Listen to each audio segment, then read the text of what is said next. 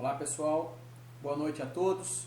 Começamos então a nossa segunda aula de Fundamentos da Radiologia Veterinária. Nessa aula nós vamos dividi-la em dois momentos, em dois vídeos, tá? Para ficar mais fácil, para que vocês consigam acompanhar, para não ficar muito pesado no carregar o vídeo. Bom, vamos lá. Primeira coisa importante, nós terminamos a aula passada falando sobre isso, né? E aqui mais uma vez contextualizando essa situação, nós temos dois posicionamentos alusivos aí, um posicionamento radiográfico, tá? O que nós temos o primeiro posicionamento radiográfico? O primeiro posicionamento seria um posicionamento em que a leoa está engolindo a cabeça do filhote, está matando esse filhote, né? E o segundo posicionamento radiográfico, nós temos aí a visão correta da imagem, né? A visão correta em que a leoa está contendo esse filhote pela região cervical, que é a maneira correta de se conter, né, um filhote. Então é importante sempre quando falarmos de posicionamento radiográfico, falarmos aí de posicionamento, é importante diferenciar dois posicionamentos para conseguir fechar um diagnóstico, tá? É como se eu tivesse uma imagem onde tivesse uma fratura aparecendo, e quando a gente coloca numa outra imagem sobreposta, essa fratura não é o que condiz com a realidade, né? E vice-versa. Não estou vendo uma fratura e quando eu olho a imagem eu consigo evidenciar uma fratura, tá? Então, muito importante, dois posicionamentos radiográficos para conseguir fechar um diagnóstico, tá? Bom, nós começamos a ver hoje osteologia animal, né? Osteos, nós pegarmos a palavra e dividirmos em dois, osteo vem de ossos, e logia vem de estudo, tá? Então, eu tenho o estudo dos ossos dos animais. O primeiro conceito de osteologia, né, é o estudo dos ossos, mas lembrar que quando eu falo em osteologia, eu não posso pensar somente em ossos.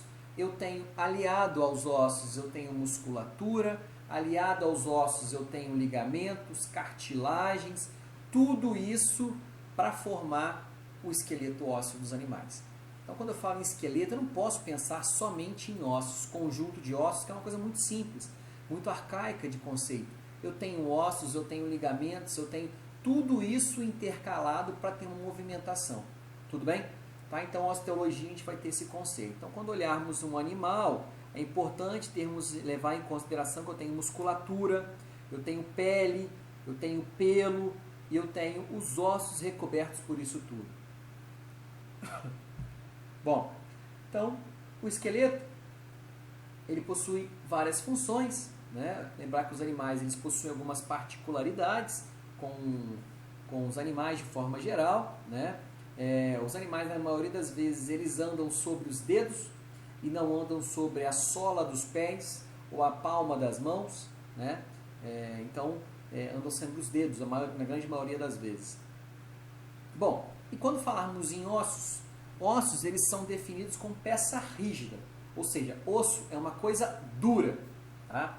Além de rígido, possui número, cor, forma, tudo isso variável.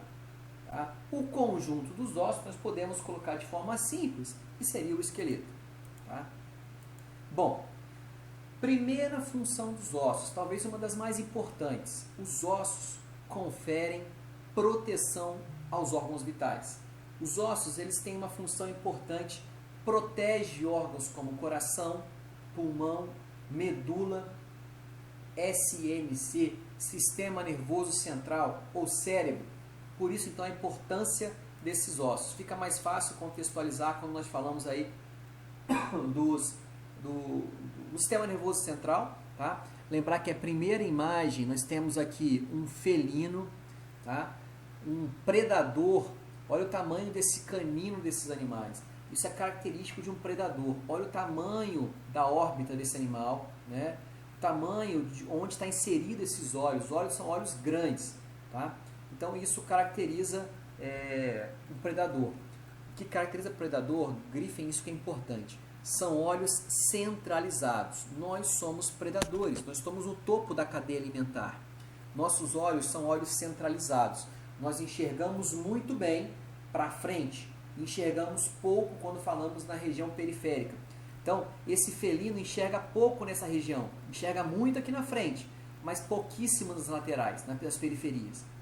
Porque ele é feito para identificar a presa, comer aquela presa, caçar aquela presa, por isso que ele não pode perder o foco de enxergar para frente. Quando eu falo num animal que não é um predador, que ele não está no topo da cadeia alimentar, quando falamos no bovino, falamos no equino, falamos nos animais que não são os carnívoros de forma geral, os olhos eles não são centralizados, os olhos eles são lateralizados, ou seja, o animal enxerga muito na periferia e pouco na região central. Por que isso? A cabeça vai estar baixa, esse animal precisa estar comendo. Animal que não é carnívoro tem que comer e comer muito. Por isso, então, ele tem que estar o tempo inteiro comendo. Um ruminante, por exemplo, né, um boi, tem que comer o tempo inteiro. Então, enquanto ele está comendo, ele está conseguindo enxergar na periferia. Se chegar algum animal na periferia, ele vai saber o que está acontecendo, ele vai conseguir fugir e empreender fuga. Tá? Então, enquanto esse aqui vai caçar, o outro vai identificar o caçador e fugir. Identificar o seu predador e fugir. Ela é a presa, não é o predador. Tá? Bom, voltando para cá, função de proteção, os ossos dessa calota craniana vão proteger isso aqui. Tá? Proteger esse sistema nervoso central, esse órgão extremamente importante. Aqui eu tenho todos os movimentos, todos os sentimentos, todo o sistema límbico desse animal, tudo que esse animal sente vai estar aqui dentro. Então, esse sistema nervoso central, isso aqui é um órgão fantástico, talvez o órgão mais moderno do nosso corpo. É ali que eu tenho todo o comando. Tá? Aqui é o computador central que eu tenho. Então, tudo está concentrado aqui, todas as informações, todas as ordens a serem dadas. Tá? Então, eu posso ter o melhor coração do mundo, eu ter o melhor fêmur, a melhor musculatura do membro do mundo, mas se eu não tiver isso aqui para mandar funcionar, não funciona. Tá? Tanto é que existe a morte cerebral. O animal entrou em morte cerebral, a pessoa entrou em morte cerebral, ou seja, morreu isso aqui. Tudo está funcionando perfeitamente, mas o cérebro não está funcionando, ou seja, não tem informação para ser mandada.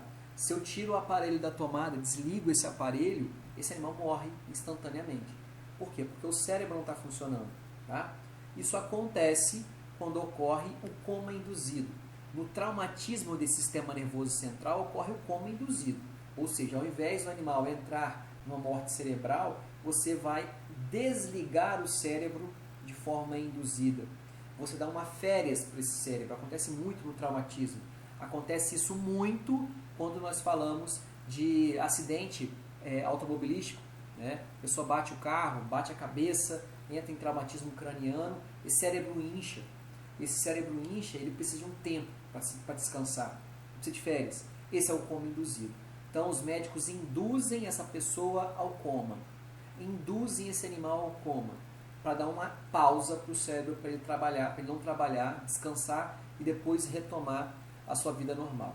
Tá? Então, o coma induzido e a morte cerebral, eu posso fazer uma comparação com os dois quando eu falo que eu não tenho sistema nervoso impulsionando os órgãos. Tudo funciona pelos aparelhos. Tá? Um animal em coma, se eu desligo o aparelho, o animal morre. Então, esse animal em coma induzido, ele tem que estar mantido em aparelhos. Tudo bem? Tá? Então, acontece porque isso aqui incha e não tem na cabeça para onde esse cérebro inchar. Porque os ossos protegem a cabeça, protegem o sistema nervoso central, mas impede que esse cérebro dilate. Tudo bem? Bom, segunda função dos ossos é a sustentação, ou seja, sustentar o corpo do animal. Assim como os prédios, o corpo do animal, de forma geral, ele é feito para sustentar o seu peso. E quando falamos em espécies, cada espécie tem seu peso específico. E dentro dessa espécie, eu ainda tenho as suas especificidades. Ou seja, se eu falo de um cão, eu tenho um chihuahua que pesa 400 gramas, adulto, ou um filhote indo, chegando à puberdade, chegando à sua adolescência, transformando-se em um animal adulto. Um animal adulto tem 600 gramas. Eu tenho ainda um dog alemão que pesa 55 quilos, que pesa 50 quilos. Eu tenho um fila que pesa 60 quilos. Os dois são cães, são raças específicas, são raças diferentes, com pesos diferentes, porém estrutura anatômica idêntica. Se eu olhar o fêmur de um chihuahua e o fêmur de um dog alemão, eles são idênticos morfologicamente, porém estruturas anatômicas completamente diferentes quando eu falo em suporte, em sustentação.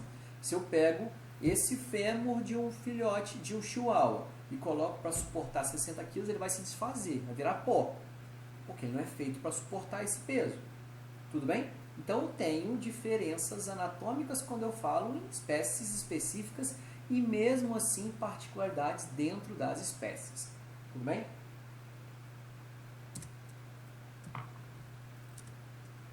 Bom, então um exemplo aí clássico é a girafa, né? A girafa então tem suas particularidades. A girafa, e só por curiosidade, né? Elas têm o pescoço comprido de acordo com a sua utilização. O que acontece? Girafa é um animal que precisa de alimentar de folhas, ele é um herbívoro, então ele precisa procurar as folhas. E na savana africana existem momentos de escassez de alimento, de poucas chuvas, então as árvores ficam muito secas. E aí então descobriu-se, desenvolveu-se algumas girafas que tinham a capacidade de esticar o pescoço, poucos centímetros a mais. Mas isso já foi suficiente para essas girafas que conseguiam esticar o pescoço um pouco mais, conseguisse procurar, ou melhor, ter acesso a alimentos de melhor qualidade. Então esse macho tornou-se um macho dominante. E essa característica de esticar o pescoço foi passado de pai para filho.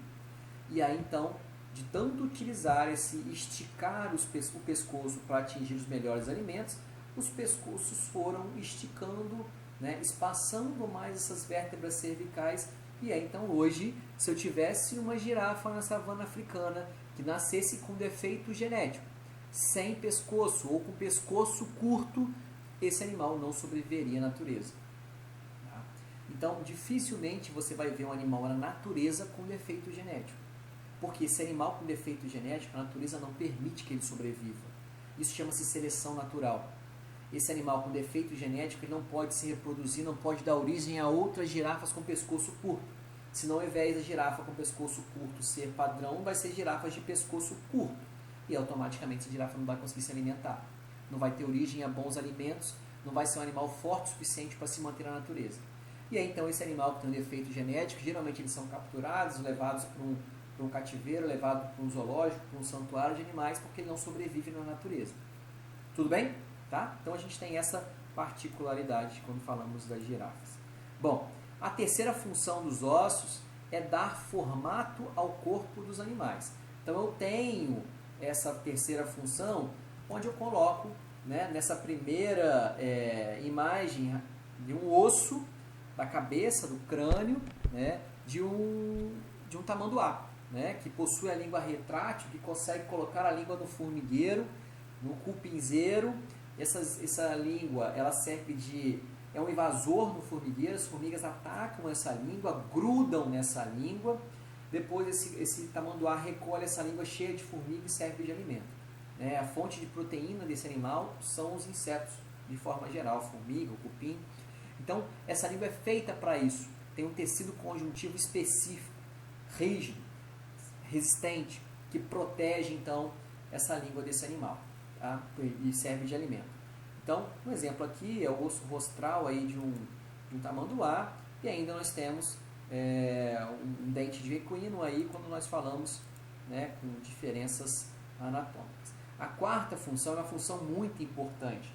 A quarta função ela está ligada basicamente a armazenamento. Tá? Então eu tenho armazenamento de íons e de minerais. Então, eu tenho dentro dos ossos o que nós chamamos de trabéculas. Vamos guardar esse nome, trabéculas. Então, eu tenho um exemplo aqui, eu tenho um fêmur. Esse fêmur foi retirado um pedaço desse fêmur e colocado num microscópio.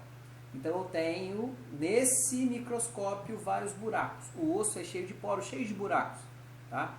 E cada buraco desse é o que nós chamamos basicamente de trabéculas. Trabéculas é o local onde vai ser armazenado, principalmente cálcio e fósforo. Tá?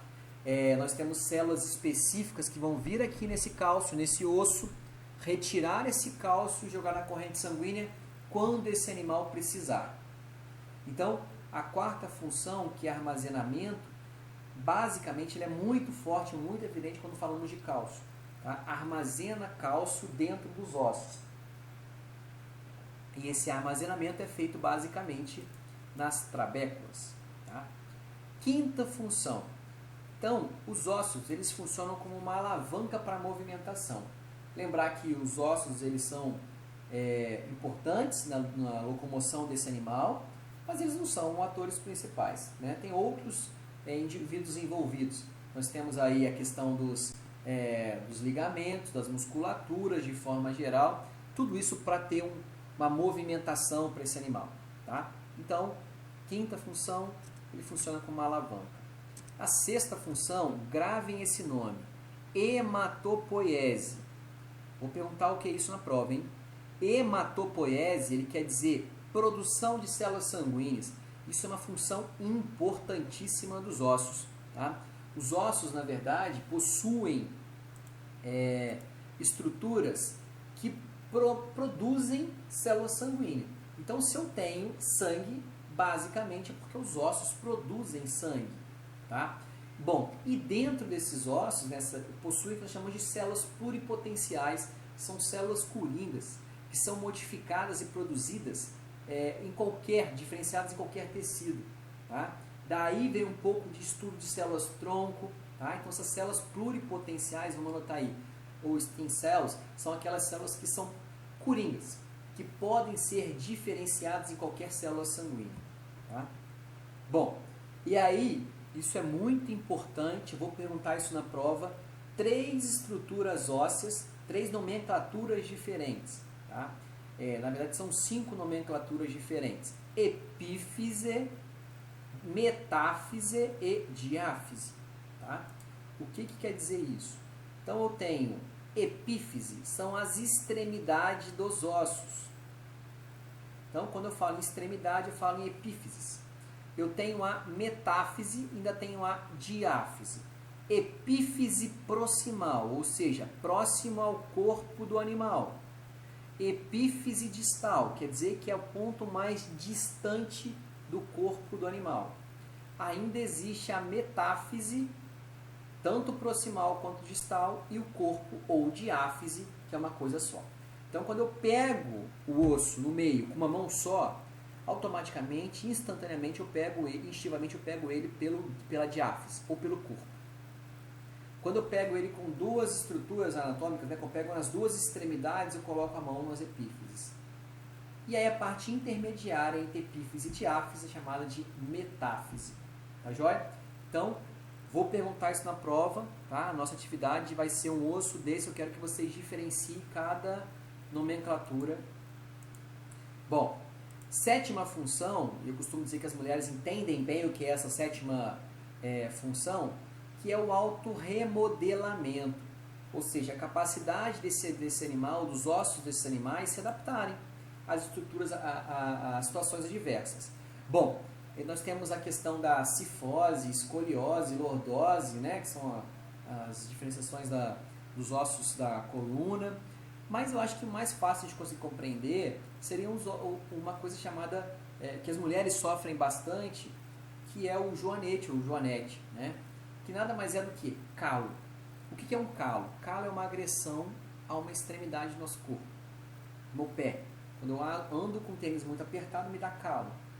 Quando eu começo a gerar calo, automaticamente o meu organismo tenta cicatrizar esse calo e forma uma pele cicatricial, um tecido cicatricial.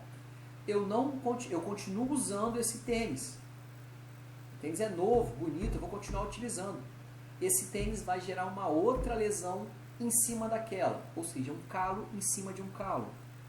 E o meu organismo, por questões de adaptação, ele vai gerar um outro tecido cicatricial em cima. Ou seja, tecido cicatricial em cima de tecido cicatricial vai gerar uma coisa, calo em cima de calo, um tecido diferenciado que vai gerar o joanete. O joanete, na verdade, é uma adaptação. É uma adaptação do seu corpo para que você não sinta mais dor. esteticamente é feio, mas é um autorremodelamento. Então é que as mulheres operam, continuam usando o sapato apertado e ele volta, né? Porque a vaidade fala mais alto, né? Então nós temos essa questão do autorremodelamento. Tudo bem? Bom, e aí nós temos uma coisa importante na medicina veterinária, que é a divisão do esqueleto ósseo. A divisão do esqueleto ósseo, basicamente, ele é dividido em esqueleto axial. O esqueleto axial são 3 estruturas que diferenciam o esqueleto axial: coluna vertebral, cabeça e tórax. Então vamos lá. Primeiro nome, coluna, cabeça, ou região cervical. A cabeça, depois eu tenho o tórax desse animal e por último eu tenho a coluna desse animal. Coluna, lembra só que coluna vertebral, não estou falando nome simples, mas ela é diferenciada. Escrevam aí que isso é importante.